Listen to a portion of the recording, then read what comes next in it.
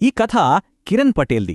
ఇతనొక మామూలు మోసగాడు కాదు, ఏకంగా కాశ్మీర్ వ్యవస్థనే కుదిపేశాడు. అసలు ఒక సామాన్య వ్యక్తికి Z+ సెక్యూరిటీ ఎలా వచ్చింది? ఈ నమ్మలేని మోసమంతా ఒకే ఒక చిన్న కోరికతో మొదలైంది. అతనికి అత్యంత ఉన్నత స్థాయి అధికారులకిచ్చే బుల్లెట్ ప్రూఫ్ కార్ ఇచ్చారు.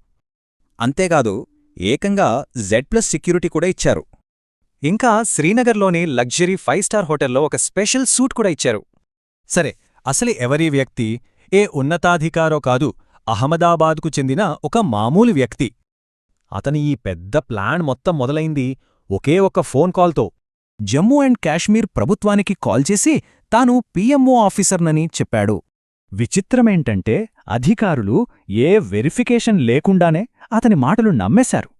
అసలు ఇంత నమ్మకంగా ఎవరికీ డౌట్ రాకుండా ఎలా నటించగలిగాడు?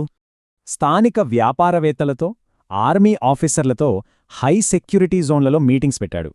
ఇది ఒక్కసారి కాదు, ఈ మోసంతోనే ఏకంగా 3 సార్లు కాశ్మీర్ టూర్కి వెళ్ళాను. మొత్తంగా ఇతని మోసం వల్ల ప్రభుత్వ ఖజానాకి దాదాపు 80 లక్షల రూపాయల నష్టం. అయితే ఎంత పెద్ద మోసగాడైనా ఏదో ఒక చిన్న తప్పు చేస్తాడుగదా. అసలు పాయింట్ ఏంటంటే అతనికి IAS, IPS అధికారుల మధ్య తేడా కూడా తెలియదు.